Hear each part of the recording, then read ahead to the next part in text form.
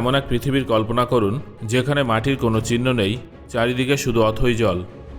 এই জল এতটাই গভীর যে আমাদের পৃথিবীর সবথেকে গভীর মারিয়ানা খাতকেও এর সামনে একটা ছোট গর্ত বলে মনে হয়। বিজ্ঞানীদের মতে এই গ্রহের জলের গভীরতা প্রায় 160 কিলোমিটার। কিন্তু 100 আলোকবর্ষ দূরের এই গ্রহের গভীরতা বিজ্ঞানীরা পরিমাপ করলেন কিভাবে? সেই উত্তরটা জানার জন্য আজকের এই ভিডিওতে আমি আপনাদের TOI 1452b এর রহস্যময় দুনিয়ায় নিয়ে যাব।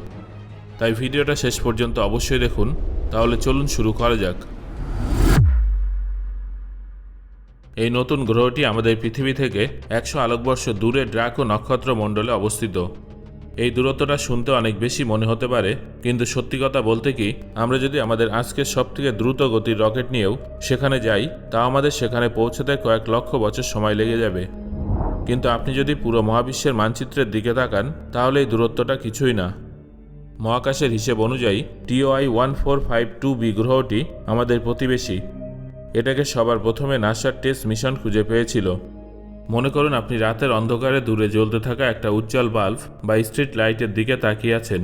হঠাৎ সেই লাইটের সামনে দিয়ে একটা ছোট মশা বা পোকা উড়ে গেল। তার ফলে কি লাইটটা বন্ধ হয়ে যাবে? একেবারেই না। তবে আলোর উজ্জ্বলতা কিন্তু 1 সেকেন্ডের জন্য কমে যাবে।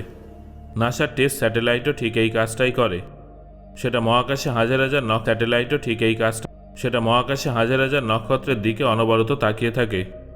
যখন কোনো গ্রহ তার নিজের নক্ষত্রের সামনে দিয়ে যায়, তখন নক্ষত্রের আলো সামান্য কিছুটা কমে যায় বা ঝাপসা হয়ে যায়। এই ঝাপসা আলোর মাধ্যমে বিজ্ঞানীরা জানতে পারেন যে সেখানে TOI 1452b নামের একটা গ্রহের অস্তিত্ব আছে। এখন প্রশ্ন হলো, এত দূরে বসে বসে কোনো গ্রহের সাইজ বা আকার কিভাবে পরিমাপ করা হয়? এর জন্য বিজ্ঞানীদের সবথেকে নির্ভরযোগ্য অস্ত্র হলো ট্রানজিট মেথড। মনে করুন আপনি একটা অন্ধকার ঘরে বসে আছেন এবং আপনার সামনে একটা উজ্জ্বল বাল্ব জ্বলছে। এখন যদি সেই বাল্বের সামনে দিয়ে একটা ছোট মাছি উড়ে যায়, তাহলে কি হবে? বাল্বটা কি নিভে যাবে? না, কিন্তু বাল্বের আলো কয়েক সেকেন্ডের জন্য একটু কমে যাবে, তাই না? কারণ সেই মাছিটা তার বডি দিয়ে কিছুটা আলো আটকে দিয়েছিল। ঠিক এই কমে যাওয়া আলোর অনুপাত হিসেব করে বিজ্ঞানীরা জানতে পেরেছেন যে রহস্যময় গ্রহ TOI 1452b আকারের দিক থেকে আমাদের পৃথিবীর থেকে প্রায় 70% বড়।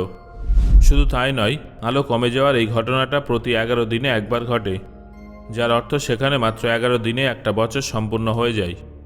গ্রহটির আসল উপাদান জানার জন্য শুধু আকার নয়, তার ওজন জানাও জরুরি ছিল। এর জন্য বিজ্ঞানীরা ব্যবহার করেছেন রেডিয়াল ভেলোসিটি মেথড। মহাকর্ষ বলের নিয়ম অনুযায়ী শুধু গ্রহই নক্ষত্রের চারিদিকে ঘোরে না, বরং গ্রহের গ্র্যাভিটিও নক্ষত্রকে নিজের দিকে সামান্য টানে।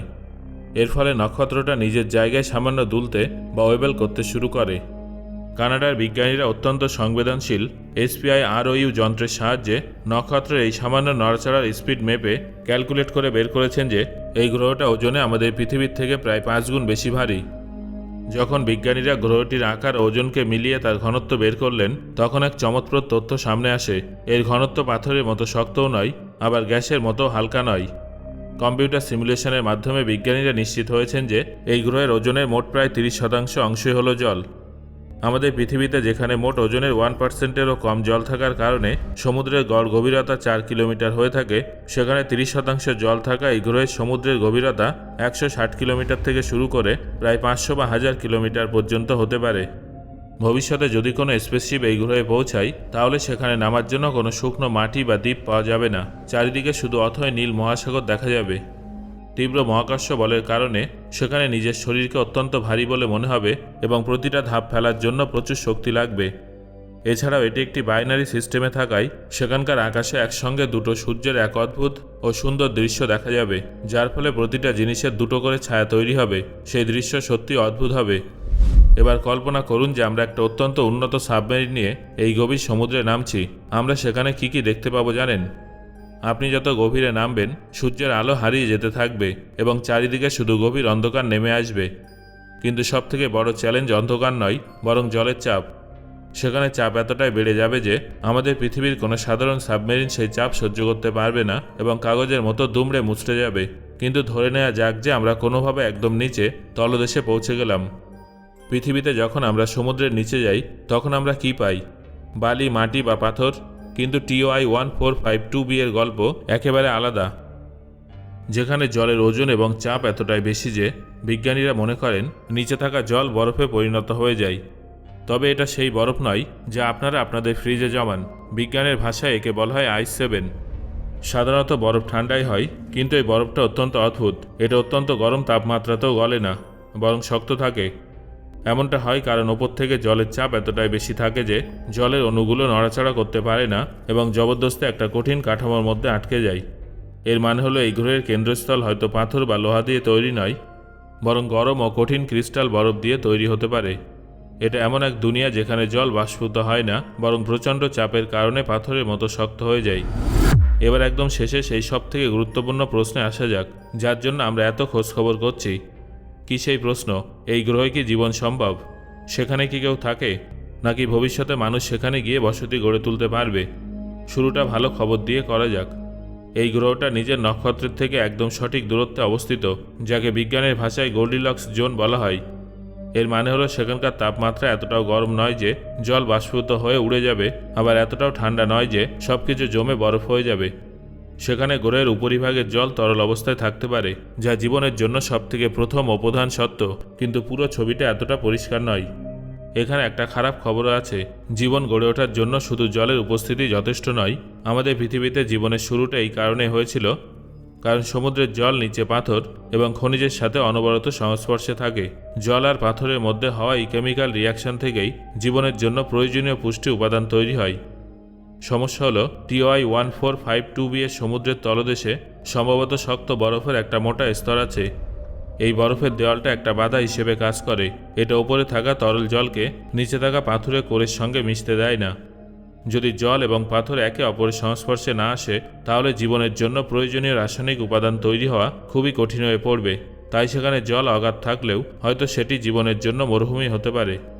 তবে আমরা শুধুমাত্র অনুমানের ওপর নির্ভর করে বসে থাকব না। আমরা খুব তাড়াতাড়ি এই রহস্যের আসল সত্য জানতে চলেছি। মানুষ ইতিমধ্যে এ যাবৎকালের সবথেকে শক্তিশালী এবং অ্যাডভান্স টেলিস্কোপ মহাকাশে পাঠিয়েছে, যার নাম জেমস ওয়েব স্পেস টেলিস্কোপ। এখন জেমস ওয়েবের নজর এই জলের গ্রহের ওপরে আছে এবং সেটা এর গভীরে গিয়ে গোয়েন্দাগিরি করতে চলেছে। জেমস ওয়েব একটা বিশেষ প্রযুক্তি ব্যবহার করবে, যাকে বলা হয় ট্রান্সমিশন স্পেকট্রোস্কোপি। যখন এই গ্রহটা নিজের নক্ষত্রের সামনে দিয়ে যাবে, তখন নক্ষত্রের আলো এই গ্রহের বায়ুমণ্ডলের মধ্যে দিয়ে ফিল্টার হয়ে আমাদের কাছে পৌঁছাবে। জেমস ওয়েব সেই ফিল্টার হয়ে আসা আলোকেই পরীক্ষা করবে। আলো সেই কণাগুলোর মধ্যে এই গ্রহের বায়ুমণ্ডলের পুরো বায়োডেটা লুকিয়ে থাকবে। যদি জেমস ওয়েব সেখানে বায়ুমণ্ডলে oxygen, methane, carbon die oxide বা ওজনের মতো গ্যাসের সংকেত পেয়ে যায়, তাহলে সেটা একটা বিশাল বড় আবিষ্কার হবে। কারণ এগুলো হলো সেই সমস্ত গ্যাস যা সাধারণত জীবন থাকার দিকে ইশারা করে। যদি এমনটা হয়, তাহলে সেটা মানব ইতিহাসের সবথেকে বড় দিন হবে। কারণ তখন আমরা প্রমাণের সাথে বলতে পারবো যে এই বিশাল মহাবিশ্বে আমরা একা নই। আমাদের পৃথিবীর মতো বা হয়তো তার চেয়েও এক অনন্য দুনিয়া সেখানে হাজির আছে। সো বন্ধুরা, আজকের আলোচনা শোনার পর আপনার কি মনে হচ্ছে, এই গ্রহে কি সত্যিই জলের উপস্থিতি থাকতে পারে? আর যদি সত্যিই জল থেকে থাকে, তাহলে কি সেখানে প্রাণের উপস্থিতি আছে? আপনার মতামত অবশ্যই আমাকে কমেন্ট করে জানান। ধন্যবাদ।